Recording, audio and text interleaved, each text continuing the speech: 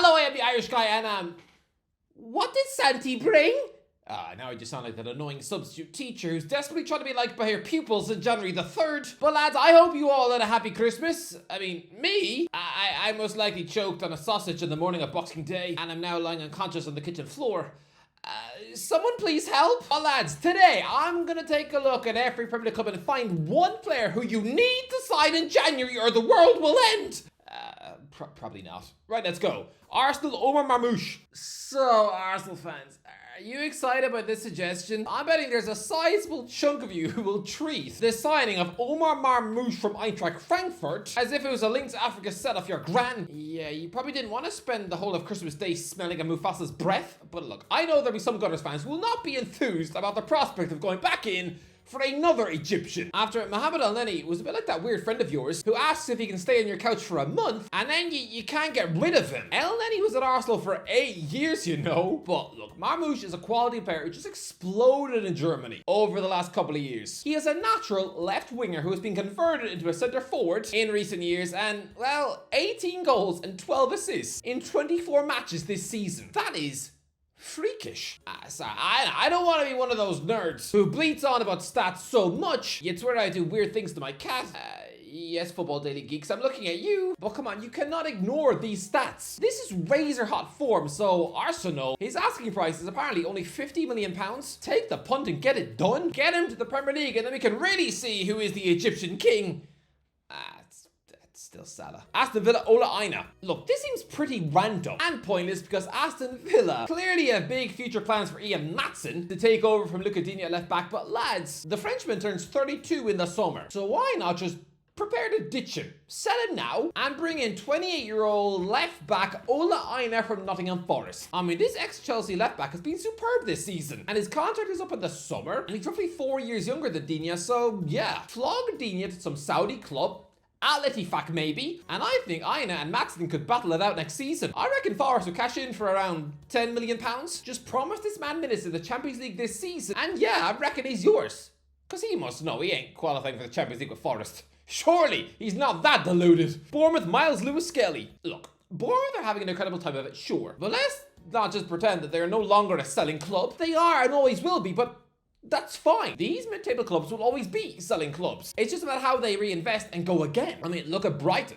So I actually think that, yeah, they should probably be looking to cash in on their former AC Milan defender, Milos Krkas. He's 21 years old, so do what Brighton did. And fetch a monster amount of money for their in-demand left back. And then, yeah, go and sign someone new. That is exactly how clubs like Bournemouth continue to grow. So yeah, get a deal in place with someone like Liverpool, where you agree to sell the Hungarian international in the summer for around £50 million. But I think you should prepare for that by stealing Miles Lewis-Skelly from Arsenal. And I know, it is a mental thing to say considering this 18-year-old child has actually started the last 2 games for Arsenal at left back, but I don't know, can the Gunners ignore a £25 million bid for a pure profit boy? Honestly lads, it has become so much easier to poach clubs' academy graduates now because PSR has made them so tempting to move on. Lewis-Skelly is one of those ultra talents who's actually predominantly a midfielder. Someone compared to Essien and Vidal, but he's also a pretty stunning left back too. So honestly, his extreme versatility is going to make this kid a super player and will make Erling Haaland seem like a misinformed donut for asking who he was. Stay humble, mate. Brentford, Borja Signs. Okay, I'm sorry, Norwich fans. They will be cringing at this suggestion, as if I've asked them to marry anyone but their cousin. I mean, they were probably hoping to lie low and hope that nobody would notice that their 23-year-old Spanish winger was quietly hunting down the championship golden boot. Come on, he is absolutely destroying the second tier. 16 goals in 23 games from the left wing. He's netted 2 hat-tricks already for a team running 13th in the league. Honestly, they have no hope of promotion. If the Canaries go up this year, the lads, I will eat a bowl of my mum's hair. It ain't gonna happen. As it stands, he is at a dead-end club. So if Brentford come in with a £30 million bid, I'm almost guaranteeing you that he and his agent will threaten to egg Delia's house if she refuses to let him leave. This man is a goal-scoring sensation from the wing. So if you can stick him into Brentford's already dangerous front line, then oh boy. With Signs, you could actually get Europe. Brighton, Nuri Mukiele. Look, where would you say is the weak spot in Brighton's team? For me, it's right back. Come on, Joel Veltman is a decent defender, I guess, but he turns 33 next month. And come on, for all of the exciting players to come out of Ajax over the last 10 years, he is definitely one of the most forgettable. Veltman, you're about as exciting as Ant-Man. You are about as thrilling as a cheese cracker. And I've always maintained that poor old Tyreek Lamptey has always suffered from being one of the most overhyped right backs in the world. So, Nordi Mukiele. He's a 27-year-old France international. Okay, he's a one-cap wonder from 2021 and he never played again. So he must have made a weak impression on Didier Deschamps. Maybe his phone went off in the changing room and everyone heard his ringtone was a Miley Cyrus song, in which case they were right not to invite him back. Look, he is a quality right back who earned himself a move from RB Leipzig to PSG in 2022. It hasn't really worked out in France, and he's on loan at Bayer Leverkusen where he doesn't really fit. This man is a bit of a mini David Alaba. He can play centre back or right back. Doesn't he just sound like a perfect Brighton fit? Convince PSG to terminate his pointless Leverkusen loan, where all he's doing is eating cookies on the bench, and honestly, get him into the Brighton starting 11. 20 million should do it. Chelsea, Samu Agahawa. Yeah, here we have Samu Agahawa. Or Samu Amarodian for those of you who followed Chelsea's interest in him during the summer, where they were so desperate to take the Spanish striker from Atletico Madrid. But I'm going to call him Samu Agahawa because he reminds me of Julius Agahawa, which is such a Barclays man, I'm guessing none of you remember who he is.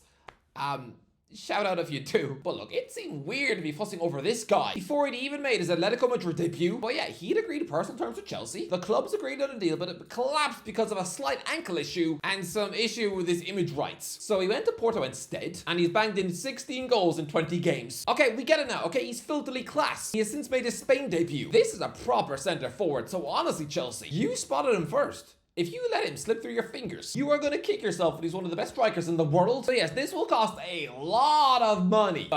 So you clearly don't mind that because you splashed out £100 million to take Enzo Fernandez just 6 months after he joined Benfica. So go on, do it again. Crystal Palace, Christian Eriksen. I'm sorry, but am I actually suggesting that Crystal Palace signed Christian Eriksen, that miserable man eating apples on Manchester United's bench? Somebody who Ruben Amorim has completely ignored? No. I'm not saying that Oliver Glasner should buy this Danish guy. I'm saying that they should buy Christian Eriksen with a K. A 29-year-old attacking midfielder has scored 22 goals from Mold last season. This is who they should have bought instead of Eddie Nketiah, because Glasner has been trying to squeeze this out-and-out centre forward into that number 10 role, and it doesn't work. But Eriksen, he can play as an 8, as a 10, or as a centre forward. So honestly, you are signing a nearly 30-year-old man from Norway. He is not going to cost the earth. He's probably going to cost, in Premier League terms, no more than a croissant and a hug. Honestly, this would be like an £8 million deal. I think it's worth a punt. Everton, Ante Budimir. Everton need to give up on Dominic Calvert-Lewin, Armando Broja, and Beto. All three utterly injury-prone lumps who have all forgotten how to score. Instead, Sean Dyche needs to take advantage of the freaking money and go out there and sign the sort of striker he would love that scores goals. Ante Budimir is 33. I know, the Croatian striker is incredibly old, and he's only netted 3 goals at international level. So he's not exactly a serious superstar, but he has been a La Liga goal machine recently. 17 goals for Osasuna last season, and he's already got 10 in 16 matches. This guy is like a mini Dzeko. £15 million should do it. He will score the goals to keep you up. Well, either that or he's just the next Cenk Tosun. And it'll just be some oafish flop who will provide the goal threat of a burnt sausage. Who knows? Fulham, Alexander Lacazette. Yeah, everybody. Start circling Lyon like ravenous vultures, because Lyon have always been a club so notoriously difficult to buy from. But from now on, oh no, their chairman is utterly powerless, because they have been told, unless they sort out their crazy finances, they are following Bordeaux's fate and getting automatically relegated in the summer. So they need to sell. So can you imagine how cheap Alexander Lacazette would cost? This man turns 34 years old in May. He is out of contract in the summer, so this is the last chance the club have to fetch any money for him. So I actually dread to think how little Lyon will accept for the man, who is their second highest goal scorer of all time with 190 strikes. They sold him for what? Nearly 50 mil in 2017? But now, I reckon Fulham could sign him for less than £1 million.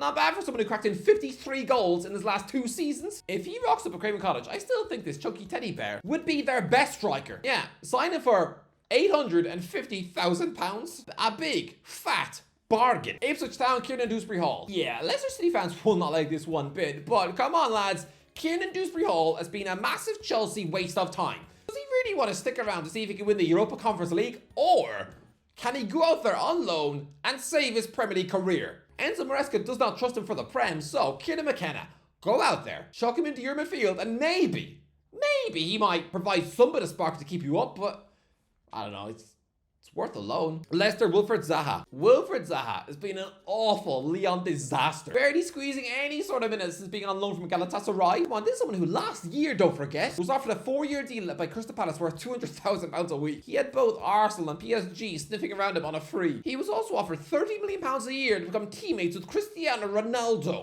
He's since made all the wrong moves. Because right now, he's a forgotten teabag in France. Look, Leicester were also hovering around the Ivorian in the summer. If they can convince Galatasaray to cancel the Lyon loan and let the Foxes borrow him instead, I think a motivated, rejuvenated Zaha playing under Ruud van Nistelrooy, I think he can provide the magic to keep Leicester up. But who knows, maybe since quitting the Prem, he has developed the work rate of Snorlax. Liverpool, Martin Zubimendi. Yeah, Liverpool don't really need anyone. The FSG owners could literally sit on their hands all month and they'd still win the league, but if they want to absolutely cement the Premier League title, then go back to Real Sociedad and demand they sell Martin Zubimendi for £50 million.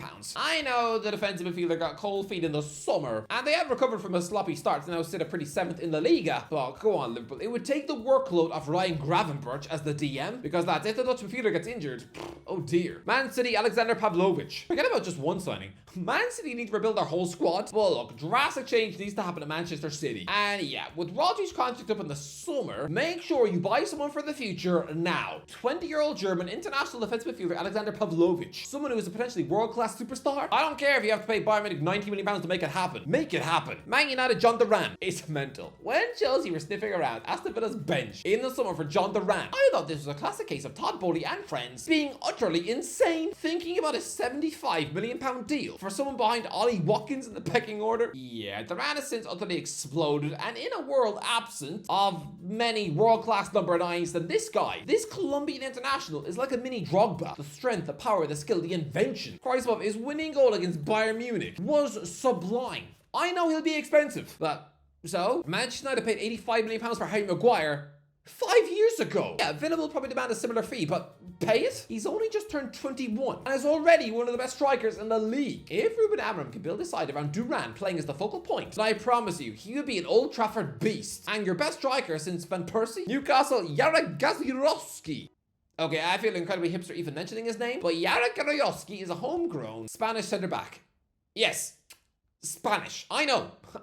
His name sounds Polish, but now he is a Spain under-19 international, thank you very much, and an absolute Valencia starlet. Let's be real, Valencia are in crisis, joint bottom of La Liga on just 12 points, and this kid's contract is up in the summer. So yeah, maybe Newcastle could pinch a potentially future brilliant centre-back for couch change, like 8 million quid. Less money than they paid for Boomsong 19 Januaries ago. And he was hideously bad. This could be Fabian Schär's replacement for next season. A centre-back pairing of Gazirowski and Botman. Sounds good, no? Nottingham Forest, Ryan Cherki. How good is Ryan Cherki? Like, seriously. Because for a while there, this young French winger at Lyon was linked with some of the biggest clubs in the world. But then last summer, Fulham had a bid accepted for him. So like, this fella, someone who is the youngest ever player to feature in a Champions League semi-final. Someone who is the youngest ever player to score a goal for Lyon at just 16. He's been around so long that we've been able to see him have massive form changes from season to season. Like, he's literally been at Lyon's first team for half a decade. How is he still only 21? Look, Nottingham Forest, this is your chance to move mad and take a punt on someone who still has the potential to be one of the best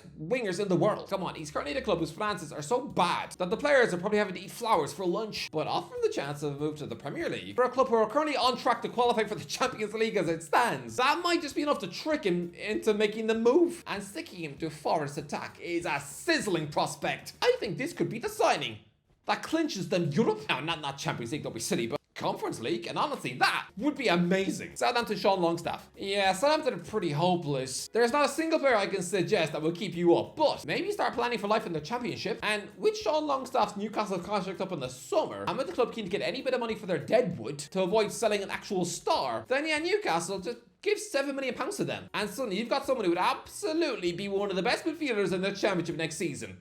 If not the best. Tottenham, Gavin Bazunu.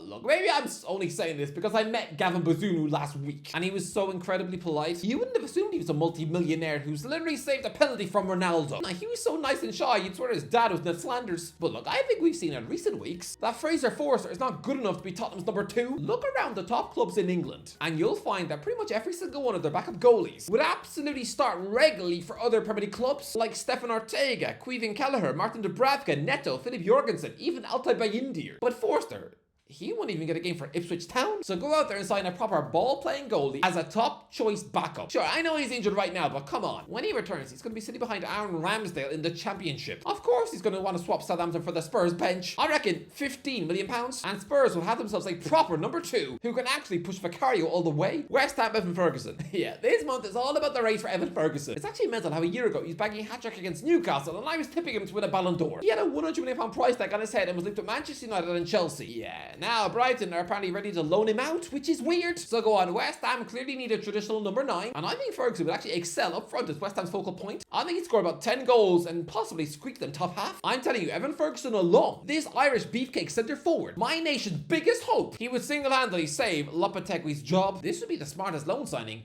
in Premier League history. Wolves, James Trafford. Yeah, Wolves need a new goalie, don't they? Because neither Sam Johnstone or Jose Sa have been up to much this season, so maybe try and disrupt Burnley's promotion push by chucking in a £30 million bid for Thogden's big bro. Look, I'm not saying James Trafford is an elite goalie or anything, because he was eating like blueberry pie in the Premier League last season, but it's worth a punt. Anyway, that's the review. Let me know what do you think. Let me know in the comments below. Are these good suggestions? Let me know in the comments. If you enjoyed the video, don't forget to collect your articles. I'll talk to you in a while.